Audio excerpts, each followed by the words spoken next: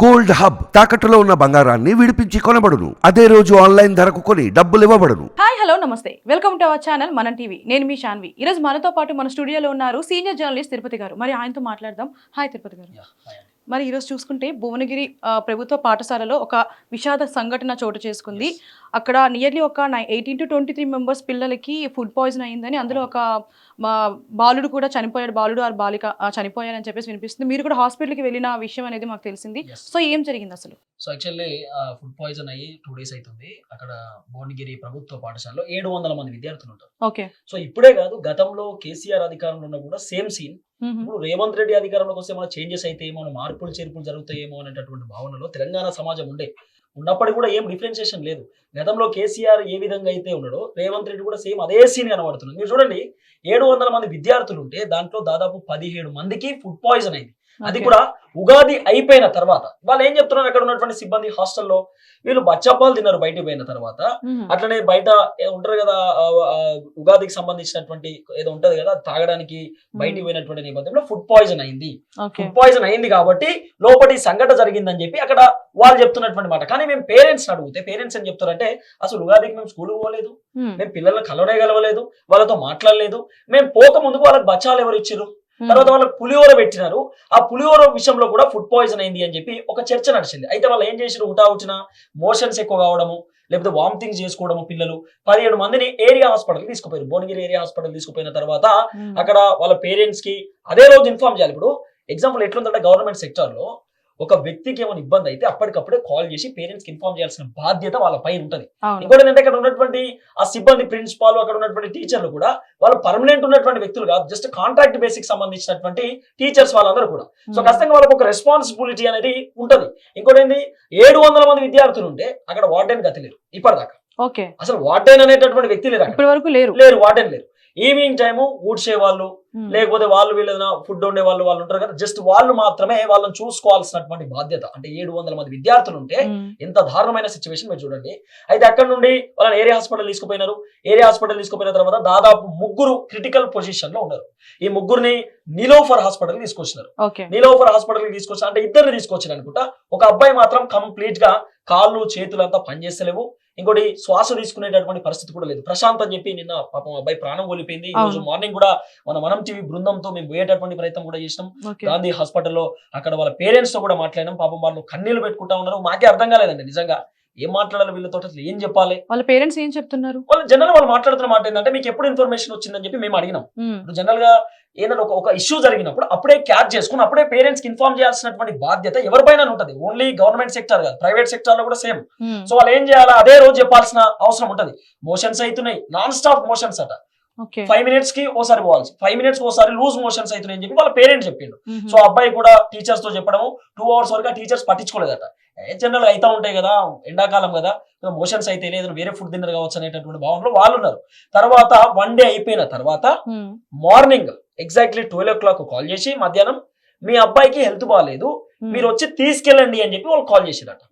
Health బాగాలేదు means motions అవుతున్నాయి అని చెప్పి అక్కడికే అబ్బాయి ఆల్రెడీ కంప్లీట్ గా ఆయనకు చేతులు పనిచేస్తలేవు, కాళ్ళు పనిచేస్తలేవు, మాట్లాడే పొజిషన్ లేదు, చెమటలు వస్తున్నాయి, ఏం చేయాలో అర్థం కాని సిచ్యువేషన్ లో అబ్బాయి ఉంటే పేరెంట్ ఏం చేసిండు, ఆయన ఇక్కడ దూరం ఉన్నటువంటి పరిస్థితులలో, ఎందుకంటే భువనగిరి నుండి వాళ్ళు చాలా దూరం అంటారు, వేరే దగ్గర నుండి వస్తూ ఉంటారు కాబట్టి వాళ్ళు భువనగిరి ప్రాంతంలో ఉన్నటువంటి వాళ్ళ బామ్మర్దిని అంటే వాళ్ళ సతీమణి వల్ల అన్నయ్యను తమ్ముడిని అక్కడ పంపించే ప్రయత్నం చేసిండు. పోయినటువంటి నేపథ్యంలోనే అబ్బాయి కంప్లీట్ గా బాడీ అంతా బ్రేక్ డౌన్ అయిపోయింది. కంప్లీట్ లేదు, ఇక మొత్తం బీపీ డౌన్ అయిపోయింది, ఆ హార్ట్ కూడా కొట్టుకునేటటువంటి సిచ్యువేషన్ లేదు. అక్కడ నుండి డైరెక్ట్ ఆయనను రెయిన్బో హాస్పిటల్ తీసుకొచ్చినారు. రెయిన్బో కాదు, ఫస్ట్ బోడుపల్లికి తీసుకొచ్చినారు. అంటే బోడుపల్లిలో ఒక చిన్న హాస్పిటల్ అడ్మిట్ చేస్తే అక్కడ డాక్టర్ చెప్పారట, మీరు ఎమర్జెన్సీ వార్డుకి వెళ్ళండి, అంటే పెద్ద ఆసుపత్రికి వెళ్ళండి, ఇక్కడ బతికే పరిస్థితి లేదు, ఎందుకంటే హార్ట్ కూడా కొట్టుకునేటటువంటి సిచ్యువేషన్ లేదని చెప్పి అక్కడ నుండి డైరెక్ట్ రెయిన్బో హాస్పిటల్ వాళ్ళ పేరెంట్స్ తీసుకొచ్చారు. రెయిన్బో హాస్పిటల్ తీసుకొచ్చినాక డాక్టర్స్ చెప్పారట, హార్ట్ కొట్టుకుంటలేదు, అట్లనే హార్ట్ బీటింగ్ తో పాటు ఇదేదైతే బీపీకి సంబంధించి అవన్నీ కూడా ఏం రన్ అయితే లేవు, మనం ఖచ్చితంగా వెంటిలేటర్ పెట్టాల్సిన అవసరం ఉంటుంది. అంటే నా దగ్గర డబ్బులు లేని సిచ్యువేషన్ అయినా సరే, నాకు ఉన్నటువంటి ఎకరం భూమిని అమ్ముకుంటా మీరు ఎట్టి పరిస్థితులలో కంటిన్యూ చేయండి ట్రీట్మెంట్ అని వాళ్ళ నాన్న కూడా చెప్పే ప్రయత్నం చేసి అక్కడ ఉన్నటువంటి స్థానిక ఎమ్మెల్యే భువనగిరి ఎమ్మెల్యే కూడా వచ్చే ప్రయత్నం చేసిరు. భువనగిరి ఎమ్మెల్యే మాట్లాడిరట, హాస్పిటల్ కూడా వచ్చిరట, వచ్చి భరోసా నింపిరట. భువనగిరి ఎమ్మెల్యే వాళ్ళ కుమార్తె ఆమె కూడా వచ్చి, కీర్తి అనుకుంటా ఆమె పేరు, ఆమె వచ్చి అక్కడ మాట్లాడే ప్రయత్నం చేసింది. ఆర్థికంగా మేము హెల్ప్ చేస్తాం, మీరు ఇబ్బంది పడకండి అని చెప్పి భరోసా కూడా నింపిరు అనేటటువంటి ఒక వార్త కూడా వినబడ్డది. వాళ్ళ నాన్న కూడా చెప్పిండు. తర్వాత ఇక రెయిన్బో హాస్పిటల్ అయిపోయింది. నిన్న పొద్దున 11:30 అట్లా పాపం మా అబ్బాయి చనిపోయాడు. నిన్న 11 o'clock చనిపోతే ఇమీడియట్ అక్కడ నుండి గాంధీ హాస్పిటల్ తీసుకొచ్చారు. ఇంకో దారుణమైన సిచ్యువేషన్ మీరు చూడండి, వాళ్ళని రెయిన్బో దవాఖానా నుండి బయటికి తీసుకొచ్చారు, మృతదేహాన్ని బయటికి తీసుకొచ్చి పోలీసులు, ఒక అబ్బాయి చనిపోయాడు కాబట్టి వాళ్ళ అమ్మ ఉంటది, వాళ్ళ అమ్మ కన్నీళ్లు పెట్టుకుంటది, నా కొడుకు అని గుండెలు బాదుకునేటటువంటి సిచ్యువేషన్ ఉంటే పోలీసులు వాళ్ళ అమ్మ పైన చేయలేపిరటండి. అక్కడ వాళ్ళు మాట్లాడుతూ ఉన్నారు, మేము అంతా రికార్డ్ చేసినాము, చేయలేపడము, కొట్టడము, వాళ్ళ అమ్మని రోడ్డు మీద వదిలిపెట్టి తీసుకురావడం, ఆ డెడ్ బాడీని తీసుకురావడము, ఇంత హంగామా ఎందుకు, అంత క్రూరంగా ఎందుకు బిహేవ్ చేస్తారు? అంత అవసరం లేదు కదా. కొంత అక్కడ ఏమంటారు, ఇన్స్పెక్టర్ ఓవర్ యాక్షన్ చేసిన అని చెప్పి కొంతమంది మాట్లాడుతున్నారు. పోలీసులకు ఏం అవసరం ఉంటుందండి? పోలీసులు ప్రజల కోసం పనిచేయాలన్నా, ప్రభుత్వాలకు వత్తాసు పలకాలన్నా? సో ఇంత దారుణమైనటువంటి సిచ్యువేషన్ లో ఈ పిల్లలందరూ కూడా ఉన్నారు. ఇదే కాదండి, మీరు చూడండి, ఈ కాంగ్రెస్ పార్టీ అధికారంలోకి వచ్చిన సరే, నేను పార్టీని ఇక్కడ ఇన్వాల్వ్ చేయకపోయినా కూడా రాష్ట్ర ప్రభుత్వమే అంటున్నా. మీరు ఇంకో విషయం చూడండి, ఇక్కడ హోంశాఖ ఇప్పటిదాకా పెట్టలేదు, రేవంత్ రెడ్డి ఆధ్వర్యంలో నడుస్తా ఉన్నది. ఇప్పటిదాకా వైద్య శాఖ, అంటే వైద్య శాఖ ఉన్నప్పటికీ కూడా విద్యాశాఖ ఇప్పటిదాకా, అసలు విద్యాశాఖ మంత్రి కూడా తెలంగాణ రాష్ట్రానికి ఎవరు చెప్పే పరిస్థితి లేదు, పెట్టలేదు విద్యాశాఖ మంత్రిని ఇప్పటిదాకా. విద్యాశాఖ మంత్రి లేకపోవడము ఈ తెలంగాణ రాష్ట్రానికి వచ్చినటువంటి గత. ఎందుకు ఇప్పటిదాకా 130 రోజులు అయితున్నా కూడా విద్యాశాఖ మంత్రి లేడు, హోంశాఖ మంత్రి ఎందుకు లేరు? అంటే పోలీసులు విచ్చలవిడిగా ఏం చేసినా కూడా అంతా ముఖ్యమంత్రి చూసుకుంటారు అనేటటువంటి వైఖర్య, లేకపోతే ప్రభుత్వానికి సంబంధించిన ప్రభుత్వ పాఠశాలలకు సంబంధించి పెచ్చులుడి మీద పడతాయి, గట్టిగా వర్షం పడ్డదనుకో మొత్తం కూలిపోయే పరిస్థితి, చదువుకోవడానికి పుస్తకాలు ఉన్నాయి, తినడానికి తిండి చక్కగా పెట్టరు, ఆ భోజనంలో కూడా మొత్తం వానపాములు, జర్రిపోతలు, కప్పలు అవి అనేకమైనటువంటి అంశాలు నిజంగా. ఎందుకంటే ఈరోజు ప్రభుత్వ పాఠశాలలో విద్యార్థులు చదువుకోవాలంటే వాళ్ళకి ఏం చేయాలో అర్థం కాని సిచ్యువేషన్. చాలా మంది మీరు చూడండి, పల్లెటూర్లలో చాలా మంది వాళ్ళు ప్రైవేట్ స్కూల్లో పంపించలేక, ఆర్థిక పరిస్థితి బాగుండక వాళ్ళని గవర్నమెంట్ హాస్టల్లో వేసేటటువంటి సిచ్యువేషన్ ఉంటుంది. నిజంగానే ఆర్థికంగా బలంగా ఉంటే గవర్నమెంట్ వేయాల్సిన పరిస్థితి ఎందుకండి? వాళ్ళు ప్రైవేట్ స్కూళ్ళలో, ప్రైవేట్ హాస్పిటల్లో చూపించుకుంటారు కదా. ఆర్థిక పరిస్థితులు బాగాలేక కదా వాళ్ళు ఇక్కడ చూపించేది, ఇక్కడ ఇలా చదివించేది. అదంతా కూడా లేకుండా ఈరోజు రాష్ట్ర ప్రభుత్వం నిమ్మకు పట్టినటువంటి నీరు లేక ఇంత దారుణంగా ఒక్కడు మాట్లాడాడు. ఇప్పుడు కాంగ్రెస్ పార్టీ వచ్చాక 6 గ్యారెంటీలను చాలా స్కీములు తీసుకొచ్చారు. ఈ ఇష్యూ, ఈ ఫుడ్ పాయిజన్ ఇష్యూ అనేది ఇప్పుడు కాంగ్రెస్ పార్టీ వచ్చినప్పుడే కాదు, అంతకు ముందు నుంచి కూడా ఉండింది. సో దీని గురించి ఎందుకు పిల్లలు అని చెప్పేసి వివక్ష చూపిస్తున్నారంట? అట్లేం లేదు, నేనేమంటున్నా, ఇప్పుడు గతంలో కేసీఆర్ అనేటటువంటి వ్యక్తి ఉన్నప్పుడు మీరు కానివ్వండి, మేము కానివ్వండి, యూట్యూబ్ ఛానల్ కానివ్వండి, అంత ఉన్నటువంటి జర్నలిస్ట్ అందరూ కూడా ఈ దుర్మార్గమైనటువంటి పరిపాలన పోవాలి, ఈ దుర్మార్గుడు ఖచ్చితంగా ఈ తెలంగాణ రాష్ట్రం నుండి విముక్తి కావాలంటే ఈయనను ఓడగొట్టాలనేటటువంటి భావనతో తెలంగాణ ప్రజలు కేసీఆర్ అనే వ్యక్తిని నందినగర్ ఇంట్లో కూర్చోబెట్టిరు, 39 స్థానాలు ఇచ్చిరు. సరిపోతాయిరా బాబు, అంతకు మించి మీకు వద్దు, మీరు చేసిన విధ్వంసం చాలని చెప్పారు. మీరు చూడండి, ఈ సీను ఎంపీ ఎన్నికలలో కాంగ్రెస్ పార్టీకి ఎంత దెబ్బ పడుతుంది? పట్టించుకోవాల్సిన బాధ్యత కాంగ్రెస్ పార్టీకి ఉంటది, ఈ ప్రభుత్వానికి ఉంటది. మళ్ళీ అక్కడ ఉన్నటువంటి భువనగిరిలో మొత్తం రెడ్డిలే. ఎంతసేపు కాంగ్రెస్ పార్టీ వాళ్ళకి నాకే పదవి రావాలి, నీకే టికెట్ రావాలి, నాకే టికెట్ రావాలి, పదవుల కోసం ఉన్నటువంటి ఈ కాన్సెప్ట్ ఈ ఎందుకు విద్యార్థుల పైన లేదు? భావితరాలకు ఉపయోగపడేటటువంటి విద్యార్థులు కదా. పాపం 12 సంవత్సరాలండి ఆ ప్రశాంత్ అనేటటువంటి ఒక చిన్న బిడ్డ ఏం చూసిండ ఆయన లైఫ్ లో, ఆయన ఎంత కోల్పోయింది ఈ రోజు ఫుడ్ పాయిజన్ వల్ల. ఇంకోటి ఎంత భయంకరంగా అబ్బాయి చనిపోయిందంటే, ఫుడ్ పాయిజన్ మెల్లమెల్లగా హార్ట్కు రావడం, అంటే ఆ పాయిజన్ ఎక్కి హార్ట్కు రావడం. ఇంకో విషయం చెప్పడం మర్చిపోయినా, ఆ ఫుడ్ పాయిజన్స్ మోషన్స్ అవుతా ఉంటే అక్కడ స్కూల్లో ఏదో టాబ్లెట్ ఇచ్చేదట, ఇది వేసుకోండి తగ్గిపోతుంది అని చెప్పి. ఆ టాబ్లెట్ వేసుకున్నా ఇంకెక్కువ అయిపోయినాయి అనేటటువంటి ఒక చర్చ కూడా వినబడ్డది. ఈ ఫుడ్ పాయిజన్ April 12th అట్లా జరిగింది అన్నారు. ఆ తర్వాత ఎటువంటి చర్యలు తీసుకోలేదా దీనికి సంబంధించి? అసలు చర్యలు కాదు, 12వ తారీఖు జరిగితే 13, 14 వీళ్ళకి ఇన్ఫర్మేషన్ ఇచ్చారు. ఇప్పటిదాకా వాళ్ళకి చెప్పేటటువంటి పరిస్థితి లేదు. తర్వాత మెల్లగా హాస్పిటల్ తీసుకొచ్చి 1-2 days ఏదో అటు ఇటుగా చేసినా కూడా నిన్న చెప్పేసిరట, మీరు ఎన్ని ట్రై చేసినా కూడా పిల్లడు బతకలేడు. ఎందుకంటే ఫుడ్ పాయిజన్ అనేది డైరెక్ట్ ఆ బ్రెయిన్ కి వెళ్ళిపోయింది, ఆ పాయిజన్ బ్రెయిన్ కి వెళ్ళిపోయింది. ఇంకోటి రైట్ సైడ్ బ్రెయిన్ బ్లాస్ట్ అయిపోయింది, ఓవరాల్ బాడీ మొత్తం స్ప్రెడ్ అయిపోయింది, హార్ట్ బీట్ కూడా లేదు. ఆ బ్రెయిన్ కి రైట్ సైడ్ బ్రెయిన్ కి వచ్చేసరికి బ్రెయిన్ బ్లాస్ట్ అయిపోయేటటువంటి పాయిజన్ మొత్తం నిండిపోయి బ్లాస్ట్ అయ్యే సిచ్యువేషన్, బ్రెయిన్ డెడ్ అయిపోయింది అబ్బాయిది. అంటే ఇంత దారుణంగా ఎందుకు? గతంలో కాంగ్రెస్ పార్టీ అధికారంలోకి వచ్చిన 2 అమ్మాయిలు చనిపోయారండి. ఆ అనుమానాలు అనేక కోణంలో వచ్చినాయి. భువనగిరిలోనే 2 అమ్మాయిలు చనిపోయారు. ఆ తర్వాత సూర్యాపేటలో ఒక అమ్మాయి చనిపోయింది. తర్వాత గత ప్రభుత్వంలో ఉన్నప్పుడు ప్రవళిక అనేటటువంటి అమ్మాయి చనిపోయింది. మెడికో ప్రీతి చచ్చిపోయింది. దిశా సంఘటన కూడా మనం చూసాం. ఎందుకు ఇదంతా? ఫుడ్ పాయిజన్ వల్ల బాసరా 888లో మీరు చూసినట్టు బాసరా త్రిపుల దారుణమైనటువంటి సిచ్యువేషన్ ఇవన్నీ కూడా రేవంత్ రెడ్డి గారికి తెలుసు. తెలిసినా కూడా ఎందుకు స్పందిస్తలేడు? ఇప్పటికీ స్పందించట్లేదు. అసలు మాట్లాడే పరిస్థితి లేదు. కాంగ్రెస్ పార్టీ ఒక్కరు స్పందించరు. వీళ్ళే ప్రతిపక్షంలో ఉన్నప్పుడు, బీఆర్ఎస్ పార్టీ అధికారంలో ఉన్నప్పుడు, కేసీఆర్ ముఖ్యమంత్రిగా ఉన్నప్పుడు వీళ్ళు మొత్తుకున్నారు, గిసొండి భోజనం పెడతారా, సన్నాసుల్లారా, తెలివి లేదా, ఇంత పైసలు ఉన్నాయి, ఏం చేసిరని చెప్పి మొర్ర మొత్తుకున్న కాంగ్రెస్ పార్టీ అధికారంలోకి వచ్చినాక ఎందుకు స్పందిస్తలేదు? ఎందుకు మాట్లాడతలేదు? పాపం వాళ్ళు చేసిన పాపం ఏంటంటే వాళ్ళ తల్లిదండ్రులు పల్లెటూరులో ఉంటారండి. వాళ్ళకి ఏం అర్థమవుతుంది? వాళ్ళకి ఏం తెలుస్తుంది? పాపం వాళ్ళ అమ్మ ఏమైనా మాట్లాడతారమ్మా అని మైకు అక్కడ దగ్గర పెట్టినా కూడా నేను మాట్లాడలేనమ్మా అని చెప్పేటటువంటి పరిస్థితి ఎందుకు వచ్చింది? ఈ దుస్థితి ఎందుకు వచ్చింది తెలంగాణ రాష్ట్రానికి? అంటే పిల్లలు ఓట్లు లేవా? వాళ్ళకి ఓట్లు లేవని పట్టించుకుంటలేరా? అంటే ఓట్లున్నో పట్టించుకోవాలి. 5,000 రూపాయలు 10,000 రూపాయలు ఇచ్చి ఓట్లు వేయించుకోవాలి. పిల్లల భవిష్యత్తు ఏంది?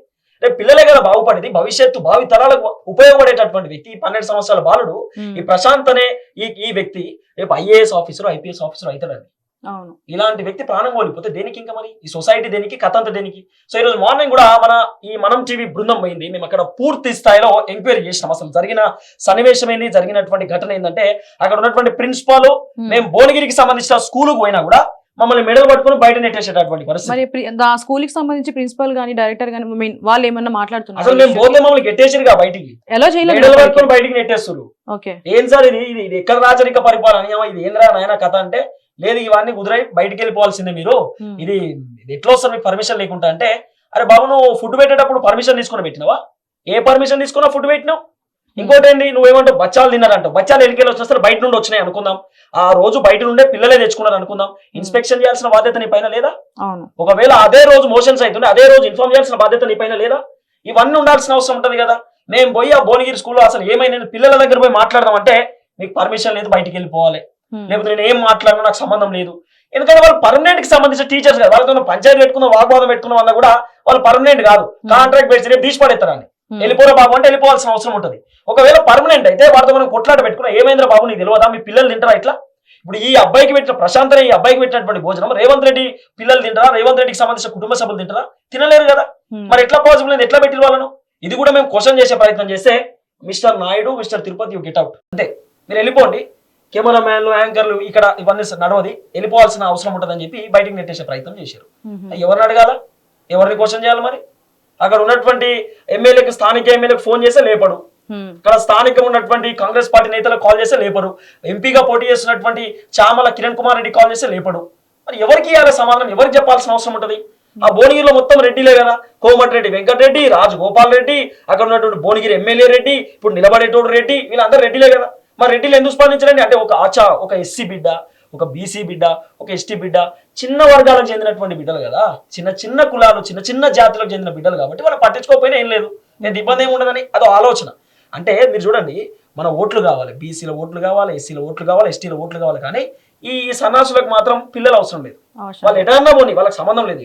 అంటే ఇంత దారుణమైన సిచ్యువేషన్ నిజంగా బాధ అనిపిస్తుందండి. మాట్లాడుతూ ఉంటే ఎంత ఘోరమైనటువంటి సన్నివేశాలు ఉంటాయి చూడండి. గతంలో పిల్లలు ఇట్లా కడుపు పట్టుకొని మరి కన్నీళ్ళు పెట్టుకున్నటువంటి దృశ్యాలు మనం చూసినాం అధికారంలో ఉన్నప్పుడు బీఆర్ఎస్ పార్టీ. ఆ రోజు మనమే మాట్లాడినాం. కానీ ఈ రోజు మళ్ళీ ఒక అబ్బాయి ఈ ఫుడ్ పాయిజన్ వల్ల ప్రాణం కోల్పోతారని చెప్పి ఎప్పుడు ఎక్స్పెక్ట్ చేయలేదు. ఇప్పుడు ఈ ఘటన రేవంత్ రెడ్డి గారి వరకు వెళ్ళలేదంటారా? వెళ్ళిన స్పందించట్లేదు, స్పందించరాళ్ళు ఇజేది పోతుంది. ఇప్పుడు పచ్చే చెప్పాలంటే పరువు పోతుందండి. ఏం స్పందిస్తాడు ఇంకా? ఇది ఇప్పుడు ఏం చేయాలా?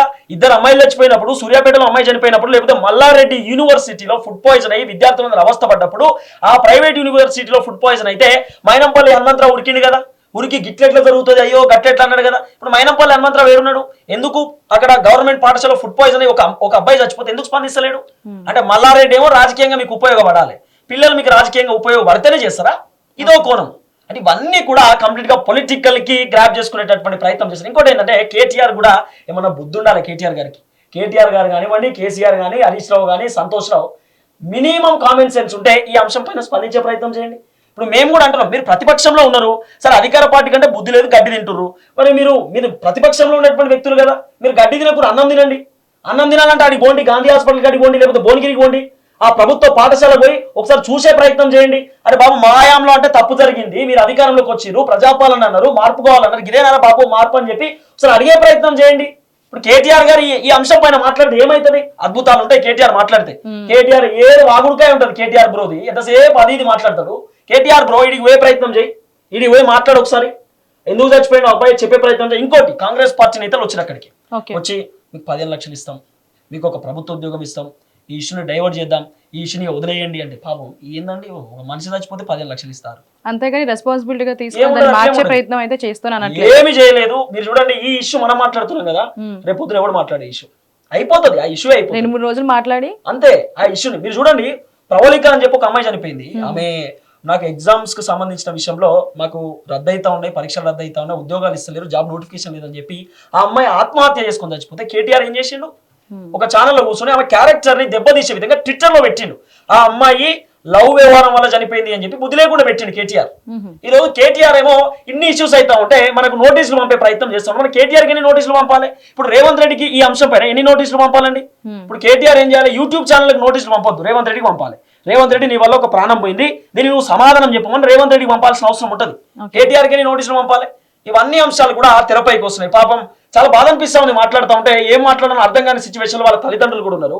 మేము పూర్తి స్థాయిలో అడిగినాం, ఏమైందమ్మా ఏంది అసలు ఏంటంటే మాట్లాడే పరిస్థితి లేదు బాబు, పొద్దు నుండి కన్నీళ్ళు పెట్టుకుంటా ఉంది వాళ్ళ తల్లి, 2 రోజుల నుండి తిండి లేదు, అయినా సరే గ్లూకోజ్ బాటిల్ ఏదో ఏదో పెట్టి వాళ్ళ తల్లిని కూడా మేనేజ్ చేసేటటువంటి ప్రయత్నం కూడా చేస్తా ఉన్నారు. చూడాల్సిన అవసరం అయితే ఉంటుంది. ఈ పిల్లల విషయంలో జరుగుతున్న ఈ ఘోరాలకి ఎవరో ఒక్కరు నాయకులు కానీ లేదంటే ఈ ప్రభుత్వం నుంచి ఎవరైనా స్పందించి వాటికి తగిన చర్యలు తీసుకోవాలని కోరుకుంటున్నాం. Thank you.